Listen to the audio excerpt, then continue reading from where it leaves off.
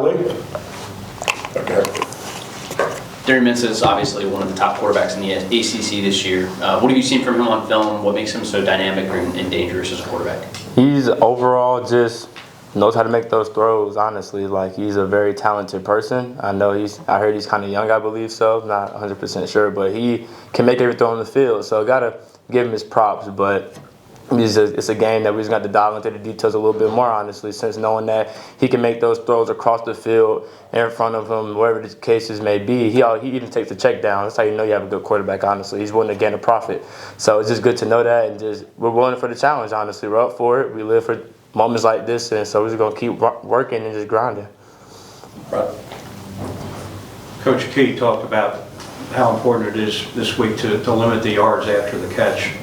Do you feel that the secondary has done a good job with that so far this year? Honestly, yes. We always talk about if you catch tackle every reception, you'll be one of the top passing defenses in the country, honestly. And I feel we've been doing a really good job at that, so we just got to keep working on that detail. Like, honestly, like when they catch it, everybody's going to make plays. Just catch, like when he catches it, get him down. Make him keep snapping that ball, and then everything will turn out how we want it to. Alex?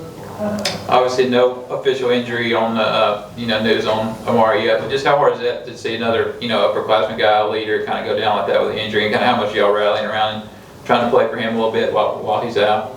I mean, it sucks. I was on the field right beside him when it happened, so it's tough to see your brother that you've been playing with for 3 to 4 years go down like that. But I don't know like any of the details behind it. I mean, that's the trainers and obviously Coach Keys, like they're all over that. So if we can get him to play, we want him to play, and I know he wants to play as well. So just with him, he's gonna keep on playing. We know that we got him in spirit, even if he doesn't, honestly. But just knowing that he's more willing to play than us, honestly, like he really wants to come back. So if we can get him back, we want him back. Cause he's a big key to our success, honestly, on defense.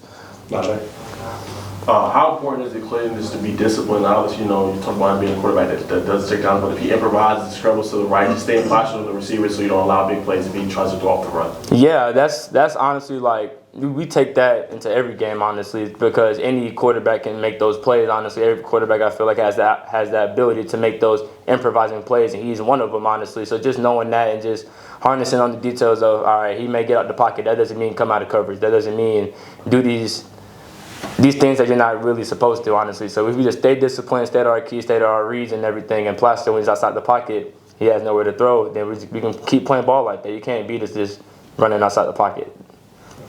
Okay. With Duke coming off a bye week, how much of that factors into y'all's preparation, if at all? I mean, we've been going in week by week for the past going on 7-8 weeks now, so it's just next opponent, honestly. I understand that we all understand that they've had a little extra time, like by week. You may think, oh, they're gonna do all this crazy stuff for as far as scheme, bring out new plays and things of that nature. But we just stick to the grind, honestly. We focus on the key play that they may run, the key formations, all this type of things like that. So it's just not really looking at the bye week as an excuse, I would say, to give yourself any leeway or anything like that. It's still a competitive game, an ACC conference game, so you just got to keep on working. Well, how do you feel that the communication has been once the ball is snapped? In other words, passing guys along, that type of thing? It's been, as far as us at the back end, we practice that every day, honestly, in practice, even pre-practice and everything, just what we see from our side, just communicating both sides because different things can be going on each side. So just trying to understand the full scheme of things and what are they trying to attack us with, honestly. So just our communication has been really good, honestly, I feel like. So we just got to keep that going, and that starts with me and Omar as the safeties in the back end, honestly, and just getting that to the linebackers, getting that to our corners and everything. But it starts with us. Alex? Duke's shown the ability to throw it around a little bit, and they run it pretty good. It's just one of those games with a safety, you kind of know you're going to be asked to do a little bit of everything, come up and run support, play the pass. You kind of take pride in that, being all-around player. I love it. Having to be an all-around player is something I would love to have. 2 PBUs, a pick maybe, and about 6 tackles. So I'm up for the challenge, honestly. Me and the rest of my guys, we're up for these challenges. You, as a defense, you live for it. Okay, they're nationally ranked top 15 or top 30 in the pass and the run, but it's hey, we live for it. We gonna follow our keys, do our job, and try to limit every exposure that we can, honestly. Not sure. Just quick thoughts, I know you talked about Duke a lot, but just quick thoughts on the running back, true freshman Nate Shepard, who's been playing really high this season, nearly 500 yards rushing. What's your thoughts on him? He's a very talented back. He's I got to give it to him. He's been playing some good solid ball. He's not one of those backs that just go down off of arm tackles or anything. You got to get your body on him. So I love a back that's like that, and it's a good challenge for me, and really all of us. To stop the run, it takes 11 guys to the ball. So just focusing on those things, because you can't, if you're not tackling alone, you can't go nowhere, honestly. With Amari out, actually, some of the cornerbacks are going to have to play more reps than they're normally used to.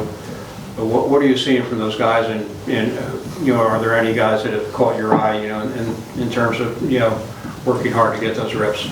I mean, we just preach next man up. Honestly, it sucks when you see situations like this happen. It's tough, but it's next man up. Honestly, like whatever that. Maybe we can't let that affect what happens in our preparation. Just because one guy goes down, you can't be like, we're gonna lose.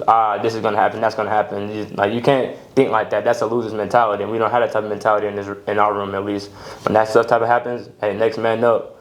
Like, no matter if you're a freshman, sophomore, junior, senior, it's next man up, and you're expected to make those plays and even more plays, honestly, because it may not be the situation you want it to be, but it's the opportunity for you as that guy that came onto the scene to just make those plays, kind of like how I did. Like, it was next man up when I was a freshman. So just kind of that same mentality of just, next man up. And I can't really speak to whom has caught my eye, but all of them are doing their jobs, balling out in practice, and just trying to seize opportunity, honestly, because everybody's going to get a shot at it. Alex? We asked Haynes about the noon kickoff a few weeks ago at Wake Forest, and that came on a slow start. He said y'all didn't necessarily change anything, but kind of learned some lessons. What do y'all feel like y'all learned? Is this another opportunity for y'all to bring your own energy, I guess, early for a noon kickoff on the road? Yeah, it's always been bring your own energy. You can't rely, because obviously it's an away game, so you can't rely on external things, honestly. Like, we have to, within ourselves, like, just to get each other going, like, wake up a little earlier, like, get each other's fired up and everything, because it's a noon game against an AC opponent in conference. You can't ask for nothing better than that. Like, it is what it is. Like, you just got to go out there and start fast. Like, even though we may have the history of not, you got to change that narrative. Like, I'm tired of us starting slow. Like, I want to start fast and, like, put some points on the board, get some stops and everything like that. So I want to play fast on Saturday. Don't want to get too big picture, but midway point of your senior season, I just want to ask you just where have you grown the most in your game, or where is the part of your game that's taking that next jump? I mean, me personally, I try to work on everything, honestly, like whether it's man, zone, and mainly just tackling. As a safety, you got to be a premier tackler, and that's the biggest thing, because plays can happen to where it's a one-on-one with you and the running back, you and the quarterback, you and the receiver. You got to be able to make those plays at a very high level, and that's what I've been harping on for myself, at least. And then making plays on the ball, honestly, like being around the ball as much as I can, because you never know. If you're around the ball, you can get a pick, you can get a tip pick, you can get a fumble recovery, you can get a forced fumble, all those little things like that. And as well as like my communication and preaching and like teaching the young guys, because obviously after this season I'll be gone. So just trying to feed to the young guys as much as I can. That's what was done to me, honestly, by Jalen King. Just preaching to them about taking every rep like it's your last, taking every rep like there's no tomorrow type of thing. It's like always teaching them the big picture of not just football, but in school and outside of this life, because we're more than just football players. We have lives, we have families, we're just more than football players. So just trying to teach them the balances of life is, because it's hard. Like, you're a freshman. It's a lot of pressure on your plate. You may feel like you got to do it for the guys at home. Like, nah, do it for you. That's the big thing I preach to them. Okay. What's the key to kind of unlocking this run defense? I mean, this is a solid defense, but it seems like the rush defense is something that can stand to be improved. Yeah. How do you guys do that, and do you guys kind of take that personal? We take it personal because if someone's willing to run the ball on 4th and 1, we take that as an insult.